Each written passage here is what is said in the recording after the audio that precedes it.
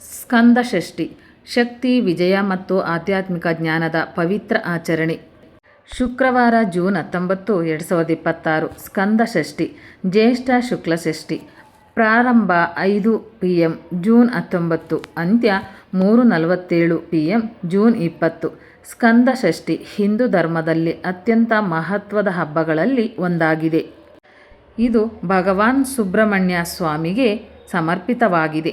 ಈ ಪವಿತ್ರ ದಿನವು ದುಷ್ಟ ಶಕ್ತಿಗಳ ಮೇಲೆ ದೈವಿಕ ಶಕ್ತಿಯ ವಿಜಯವನ್ನು, ಅಜ್ಞಾನದ ಮೇಲೆ ಜ್ಞಾನದ ವಿಜಯವನ್ನು ಸಂಕೇತಿಸುತ್ತದೆ. ಭಕ್ತರು ಭಗವಾನ್ ಮುರುಗನ ಅನುಗ್ರಹವನ್ನು ಪಡೆಯಲು, ಅಡೆತಡೆಗಳನ್ನು ನಿವಾರಿಸಲು ಮತ್ತು ಆಧ್ಯಾತ್ಮಿಕ ಉನ್ನತಿಯನ್ನು ಸಾಧಿಸಲು ಈ ದಿನವನ್ನು ಭಕ್ತಿ ಶ್ರದ್ಧೆಗಳಿಗೆ ಆಚರಿಸುತ್ತಾರೆ. ಸ್ಕಂದ ಷಷ್ಠಿಯ ಮಹತ್ವ. ಸ್ಕಂದ ಷಷ್ಠಿಯು ಮುಖ್ಯವಾಗಿ ಅಸುರ ಸುರಪದ್ಮನ ಮೇಲೆ ಭಗವಾನ್ ಮುರುಗನು ಸಾಧಿಸಿದ ವಿಜಯವನ್ನು ಸ್ಮರಿಸುತ್ತದೆ. ಈ ವಿಜಯವು ಕೇವಲ ಒಂದು ದೈವಿಕ ಸೋಲಲ್ಲ, ಬದಲಿಗೆ ಮಾನವ ಜೀವನದಲ್ಲಿ ಎದುರಾಗುವ ಅಹಂಕಾರ, ಅಜ್ಞಾನ ಮತ್ತು ನಕಾರಾತ್ಮಕ ಶಕ್ತಿಗಳ ಮೇಲೆ ಆತ್ಮದ ವಿಜಯವನ್ನು ಪ್ರತಿನಿಧಿಸುತ್ತದೆ. ಈ ದಿನದಂದು ಭಗವಾನ್ ಮುರುಗನನ್ನು ಪೂಜಿಸುವುದರಿಂದ ಭಕ್ತರಿಗೆ ಧೈರ್ಯ, ಶಕ್ತಿ ಮತ್ತು ವಿಮೋಚನೆ ದೊರೆಯುತ್ತದೆ ಎಂಬ ನಂಬಿಕೆಯಿದೆ. ಸ್ಕಂದ ಷಷ್ಠಿಯನ್ನು ಆಚರಿಸುವ ವಿಧಾನ. ಸ್ಕಂದ ಷಷ್ಠಿಯ ಆಚರಣೆಯು ಭಕ್ತಿ, ಉಪವಾಸ ಮತ್ತು ಪ್ರಾರ್ಥನೆಗಳಿಂದ ಕೂಡಿದೆ. ಭಕ್ತರು ಈ ದಿನವನ್ನು ಈ ಕೆಳಗಿನಂತೆ ಆಚರಿಸುತ್ತಾರೆ. ಉಪವಾಸ. ಅನೇಕ ಭಕ್ತರು ಸೂರ್ಯೋದಯದಿಂದ ಸೂರ್ಯಾಸ್ತದವರೆಗೆ ಕಠಿಣ ಉಪವಾಸವನ್ನು ಆಚರಿಸುತ್ತಾರೆ. ಕೆಲವರು ನಿರಾಹಾರ ಉಪವಾಸ ಮಾಡಿದರೆ, ಇನ್ನು ಕೆಲವರು ಹಣ್ಣುಗಳು, ಹಾಲು ಮತ್ತು ನೀರನ್ನು ಸೇವಿಸುತ್ತಾರೆ. ಈ ಉಪವಾಸವು ದೇಹ ಮತ್ತು ಮನಸ್ಸನ್ನು ಶುದ್ಧೀಕರಿಸುತ್ತದೆ ಎಂದು ನಂಬಲಾಗಿದೆ. ಪೂಜೆ ಮತ್ತು ಅಭಿಷೇಕ. ಭಗವಾನ್ ಮುರುಗನ ದೇವಾಲಯಗಳಲ್ಲಿ ವಿಶೇಷ ಪೂಜೆಗಳು, ಅಭಿಷೇಕಗಳು ಮತ್ತು ಅಲಂಕಾರಗಳನ್ನು ಏರ್ಪಡಿಸಲಾಗುತ್ತದೆ. ಮನೆಯಲ್ಲಿಯೂ ಸಹ ಭಕ್ತರು ಮುರುಗನ ವಿಗ್ರಹ ಅಥವಾ ಚಿತ್ರವನ್ನು ಪ್ರತಿಷ್ಠಾಪಿಸಿ ಹೂಗಳು, ಹಣ್ಣುಗಳು, ಪಂಚಾಮೃತ, ಹಾಲು, ಮೊಸರು, ತುಪ್ಪ, ಜೇನುತುಪ್ಪ ಮತ್ತು ಸಕ್ಕರೆಯ ಮಿಶ್ರಣ ಮತ್ತು ಇತರ ಪೂಜಾ ಸಾಮಗ್ರಿಗಳನ್ನು ಅರ್ಪಿಸಿ ಪೂಜಿಸುತ್ತಾರೆ.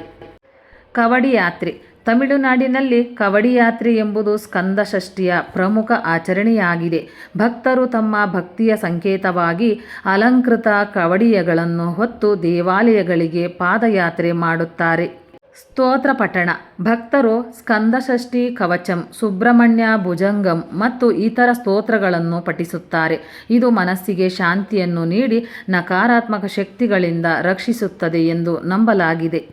ಸ್ಕಂದ ಷಷ್ಠಿ ವ್ರತದ ಪ್ರಯೋಜನಗಳು. ಸ್ಕಂದ ಷಷ್ಠಿ ವ್ರತವನ್ನು ಶ್ರದ್ಧೆಯಿಂದ ಆಚರಿಸುವುದರಿಂದ ಹಲವಾರು ಪ್ರಯೋಜನಗಳು ಲಭಿಸುತ್ತವೆ ಎಂದು ನಂಬಲಾಗಿದೆ.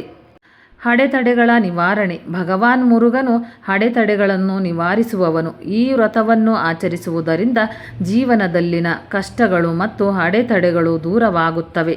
ಸಂತಾನ ಪ್ರಾಪ್ತಿ. ಮಕ್ಕಳಿಲ್ಲದ ದಂಪತಿಗಳು ಸಂತಾನ ಭಾಗ್ಯಕ್ಕಾಗಿ ಈ ವ್ರತವನ್ನು ಆಚರಿಸುತ್ತಾರೆ. ಆರೋಗ್ಯ ಮತ್ತು ಸಂಪತ್ತು. ಉತ್ತಮ ಆರೋಗ್ಯ, ಸಂಪತ್ತು ಮತ್ತು ಸಮೃದ್ಧಿಯನ್ನು ಪಡೆಯಲು ಈ ವ್ರತವು ಸಹಾಯವಾಗಿದೆ. ಆಧ್ಯಾತ್ಮಿಕ ಉನ್ನತಿ. ಈ ವ್ರತವು ಆಧ್ಯಾತ್ಮಿಕ ಜ್ಞಾನವನ್ನು ಹೆಚ್ಚಿಸಿ ಮನಸ್ಸಿಗೆ ಶಾಂತಿ ಮತ್ತು ನೆಮ್ಮದಿಯನ್ನು ನೀಡುತ್ತದೆ. ಶತ್ರುಗಳ ಮೇಲೆ ವಿಜಯ. ಭಗವಾನ್ ಮುರುಗನು ಯುದ್ಧದ ದೇವತೆಯಾಗಿರುವುದರಿಂದ ಈ ವ್ರತವು ಶತ್ರುಗಳ ಮೇಲೆ ವಿಜಯ ಸಾಧಿಸಲು ಮತ್ತು ನ್ಯಾಯವನ್ನು ಎತ್ತಿ ಹಿಡಿಯಲು ಸಹಾಯ ಮಾಡುತ್ತದೆ. ಸ್ಕಂದ ಷಷ್ಠಿಯ ಹಿಂದಿನ ಪುರಾಣ ಕಥೆ. ಪುರಾಣಗಳ ಪ್ರಕಾರ ಬಹುಕಾಲದ ಹಿಂದೆ ಸುರಪದ್ಮ ಎಂಬ ಅಸುರನು ದೇವತೆಗಳನ್ನು ಮತ್ತು ಮನುಷ್ಯರನ್ನು ಹಿಂಸಿಸುತ್ತಿದ್ದನು. ಅವನ ಅಟ್ಟಹಾಸವನ್ನು ತಡೆಯಲು ಶಿವ ಮತ್ತು ಪಾರ್ವತಿಯರ ಪುತ್ರನಾದ ಸ್ಕಂದನು ಅವತರಿಸಿದನು. 6 ದಿನಗಳ ಕಾಲ ನಡೆದ ಭೀಕರ ಯುದ್ಧದ ನಂತರ ಸ್ಕಂದನು ತನ್ನ ದಿವ್ಯ ವೇಲ್ ಬಳಸಿ ಸುರಪದ್ಮನನ್ನು ಸಂಹರಿಸಿದನು. ಈ ವಿಜಯದ ದಿನವೇ ಸ್ಕಂದ ಷಷ್ಠಿ ಎಂದು ಆಚರಿಸಲಾಗುತ್ತದೆ. ಸುರಪದ್ಮನನ್ನು ಸಂಹರಿಸಿದ ನಂತರ ಭಗವಾನ್ ಮುರುಗನು ಅವನನ್ನು 2 ಭಾಗಗಳಾಗಿ ವಿಭಜಿಸಿ ಒಂದು ಭಾಗವನ್ನು ನವಿಲು ಮತ್ತು ಇನ್ನೊಂದು ಭಾಗವನ್ನು ಕೋಳಿ ಧ್ವಜ ಆಗಿ ಪರಿವರ್ತಿಸಿ ತನ್ನೊಂದಿಗೆ ಸೇರಿಸಿಕೊಂಡನು. ಇದು ದೈವಿಕ ಕರುಣೆ ಮತ್ತು ಅಹಂಕಾರದ ಪರಿವರ್ತನೆಯನ್ನು ಸಂಕೇತಿಸುತ್ತದೆ. ಸ್ಕಂದ ಷಷ್ಠಿಯು ಕೇವಲ ಒಂದು ಹಬ್ಬವಲ್ಲ, ಇದು ಭಕ್ತಿ, ತ್ಯಾಗ ಮತ್ತು ವಿಜಯದ ಸಂಕೇತವಾಗಿದೆ.